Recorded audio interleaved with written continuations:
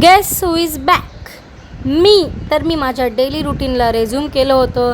सकाळी उठली मस्त लवकर, मॉर्निंग वॉकला गेली, नंतर थोडा वेळ वॉक केला, जास्त मी परत सुरूपासून सुरुवात केली म्हणून जास्तच लोड एका वेळेस घ्यायचं मी नाही ठरवलं. मग आल्यावरती लेमन वॉटर पिलं मस्तपैकी. मग विचार केला आता ब्रेकफास्ट करून घेऊ, तर ब्रेकफास्ट करायला बसली.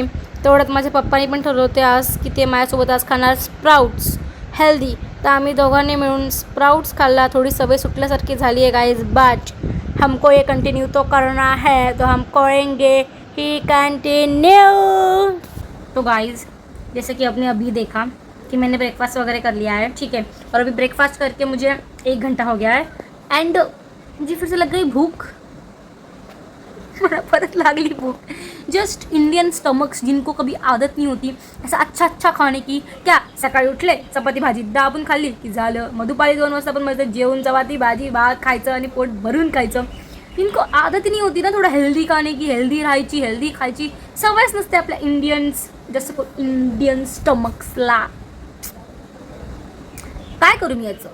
ॲटलिस्ट मला 12 वाजता जेवायला पाहिजे 2 घंट्यानंतर, बट माझ्या पोटामध्ये व्हायला लागली गुडगुड गुडगुड गुडगुड. आणि आता मी काय करू. तर म्हटलं तुम्हाला सांगू की हे जे लोक आहेत जे डाएट करतात, डाएट फॉलो करतात, हे कसं करतात. जेव्हा त्यांना कोणाची कोणती गोष्ट अशी हर्ट झाली असेल किंवा कोणी वाईट बोलला असेल किंवा कोणाचा ब्रेकअप झाला असेल किंवा कोणत्या कशाने त्यांना खूप हर्ट केलं असेल, तेव्हा ते जिद्दीने करतात. ते डाएट करतात, पतलं होतात, बेलिफॅट लूज करतात आणि खूप भारी दिसतात. बट आमचं काय, मला तर कोण काय बोललं नाही. अशी बोललेत पण मला घंटा फरक पडत नाही लोक बोलतात तर आम्ही काय करायचं, कोणती गोष्ट मनात धरून करायची. तर दुपारी जेवण वगैरे झाल्यावरती माझ्या एडिटिंगमध्येच टाईम निघून गेला. तसंच बघत झाली संध्याकाळ. तर काय करायचं, संध्याकाळी थोडासा मूड माझा ऑफ होता. तर विचार केला मूडला ऑन करू, तर काय करायचं, कोल्ड कॉफी बनवायचं. तर परत मी जुगाडू कोल्ड कॉफी बनवायला घेतली आणि मला वाटलं होतं की ही ठीक नाही होणार, आज ठीक बनणार नाही. पण अनएक्सपेक्टेडली गाईस खूप चांगली बनली माझी कोल्ड कॉफी. मी बर्फ पण टाकलं, फक्त थंड दूध टाकलं त्याच्यामध्ये आणि एवढी मस्त बनून गेली यार कोल्ड कॉफी. मजा घेत मी ती कोल्ड कॉफी बनवली आणि मजा घेत मी ती कोल्ड कॉफी पिली. असं सुकून भेटलं ना कोल्ड कॉफी पिऊन गाईज. गर्ल्स, जर तुमचा कधी पण मूड ऑफ झाला असेल तर स्वतःच्या हाताने कोल्ड कॉफी बनवा गाईज. स्वतःच्या हाताने कोल्ड कॉफी बनवून प्या, तुम्हाला एवढं सुकून भेटेल. मस्तपैकी एकटं प्यायचं, विचार करत आपण कोल्ड कॉफी प्यायचं. जो सुकून आहे ना खरं मध्ये तुम्हाला खरंच त्या मोमेंटसाठी खूप चांगलं वाटेल. गर्ल्स, कोल्ड कॉफी हिल्स, खरंच यू ऑल्सो ट्राय. माझी ना ह्यावेळेस जत्रा खूप घाण गेली. घाण नसेल चांगली होती बट मजाच नाही आली. बिकॉज मी तुम्हाला सगळी स्टोरी सांगते, ठीक आहे. पहिली बात तर जेव्हा मी इथून गेली संभाजीनगरला माझ्या फ्रेंडकडे, तो दिवस तुम्ही बघितला असेल माझा. तो दिवस माझा पूर्ण ते स्ट्राईक होती ऑटोवाल्यांची, आम्हाला कुठे जाता नाही आलं. मग आधी तर पहिल्या दिवशी आमच्याकडे जायचं होतं आम्हाला कॅफेला, बट तेव्हा पैसे नव्हते. दुसऱ्या दिवशी जेव्हा पैसे आले आमच्या मैत्रिणीकडे आणि माझ्याकडे पण, त्या दिवशी स्ट्राईक होती. आणि गाईज गेस वॉट, मी स्ट्राईकचा तो जो आहे ना फनी व्हिडिओ पूर्ण शूट केला होता, बट तो माझ्याकडून डिलीट झाला माझ्या फोनमधून स्टोरेजमुळे. तर मी ते पूर्ण शूट पण करू शकले नाही. 2 दिवस तिकडे माझे असेच गेले धावपळीमध्ये, पाऊस न आला तर पावसामुळे कुठे जाता नाही आलं, असेच गेले. ठीक आहे, पण मैत्रिणीसोबत टाइम स्पेंड करायला बरं वाटलं. ठीक आहे. नंतर मी गेली नाशिकला, माझ्या जोपूळला गावामध्ये जोपूळ आहे. मी गेले तिकडे जत्रेला. मी खूप खुश होते, जत्रा ऍटलीस्ट चांगली जाईल. मग आमचा सगळं प्लॅन झाला होता, कारण की खंडोबाचं लग्न असायचं जत्रेच्या 1 दिवस, म्हणजे जत्रेच्या दिवशी सकाळी लवकर 3-4 वाजता त्यांना आंघोळ वगैरे घालतात, त्यांना कपडे वगैरे चढवतात. या सगळ्या गोष्टी आम्हाला करायच्या होत्या आमच्या फॅमिलीला, बिकॉज आमचं कारण होतं. तर म्हणून खूप हॅपी होती की आता करणार, हे ते करणार, असं मजा त्याचा. आणि जत्राचा जेव्हा फर्स्ट दिवस होता 1 तारखेला, त्या दिवशी सकाळी आम्हाला समजलं की आमच्या फॅमिलीमधून कोणतरी एक्सपायर झालं, आहिरे फॅमिलीमधून. जेव्हा असं होतं ना, तेव्हा जेवढे पण आहिरे असतील ना, ते लोक जत्रा नाही म्हणत, ते लोक कारण नाही करत, त्यांना सुतक लागून जातं. आणि त्यांना अलावच असतं मंदिरात पण जायला. मुलींना होतं अलाउड, बिकॉज आम्ही जसं की आहिरे फॅमिलीचे नाही, आमचं लग्न झाल्यावर आम्ही दुसऱ्या फॅमिलीचे होणार, म्हणून मुलींना होतं अलाउड. पण काहीच आम्हाला करणं अलाउड नव्हतं, त्याच्यामध्ये सामील होणं अलाउड नव्हतं दुसऱ्या माझ्या घरच्यांना वगैरे. सगळ्यांचा मूड एवढा ऑफ झाला यार, खूप ऑफ झाला. बोलले सोडा जत्रा तरी मजा करू. आमच्या एक रिलेटिव्हचं कारण होतं, तिकडे जाऊन मस्त मटन वगैरे खाऊ. कारणामध्ये आमच्याकडे बोकडे कापतात, तुम्ही बघितला असेल माझा ब्लॉग. तर असं आम्ही 1 दिवस काढले, 1 दिवस थोडी मजा आली. दुसऱ्या दिवशी मी एकदम, आणि पहिली बात तर मला करायचं होतं सकाळचा शूट 3-4 वाजेचा जत्रेच्या दिवशीचा, पण त्या दिवशीच रात्री मला आगल्या दिवशी मला मायग्रेनचा अटॅक आला.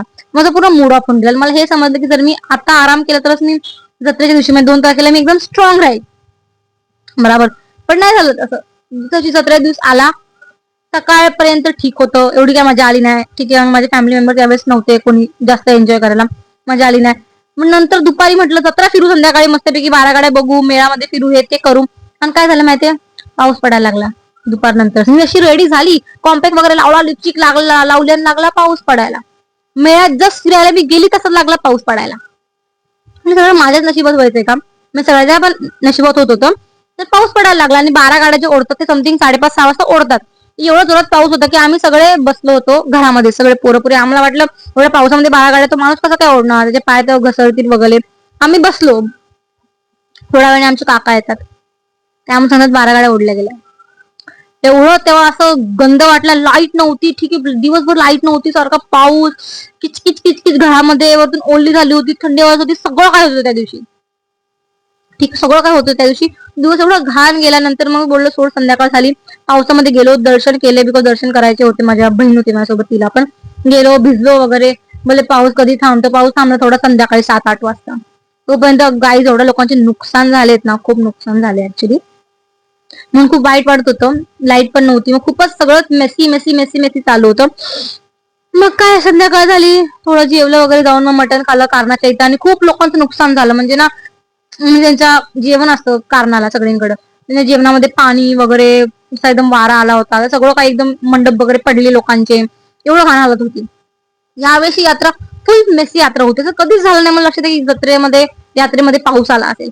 पण यावेळेस फर्स्ट टाइम झालं की पाऊस आला तो. तर यावेळेस खूप असं म्हणजे नव्हती चांगला यार, म्हणजे फोटोज व्हिडिओ मध्ये मी ठीक होती. बट बॅक स्टोरी ही होती की नव्हती. आणि आमच्या फॅमिली मधून पण 2 जण एक्सपायर झाले होते तिथेच गावातल्या गावात. त्यांना पण भेटायला गेलो होतो. तर दुःखाचं एक हे होतं, एवढं कोणी खुश पण नव्हतं. आणि यार मला हे समजलं यार, जेव्हा मी ब्लॉगिंग स्टार्ट केली आहे ना, तेव्हाच असे प्रॉब्लेम होतात. त्याच्या आधीच्या यात्रा माझे एवढे मस्त गेले, जागरण गोंधळ सोबत भारी गेलेत एकदम. पण तेव्हा मी शूट नाही करायची, तेव्हा मी ब्लॉग नाही टाकायची. आणि आजचं जेव्हा मी टाकणं सुरू केलं तेव्हा गावाला रेंज नाही आणि काहीच नाही आणि काहीच नाही. माझ्या फोनला बिलकुल रेंज नसतेच तरी पण. तर ही होती त्याच्यामधली बॅक स्टोरी. माझ्या फोटोज व्हिडिओच्या अलीकडे जाऊन ही होती माझी बॅक स्टोरी. थोड्या वेळानंतरच माझ्या जेवायचा टाईम झाला होता. तर मी बसली जेवायला. जेवण झाल्यावर मी थोडा राऊंड मारला आणि मी डायरेक्ट गेली झोपायला.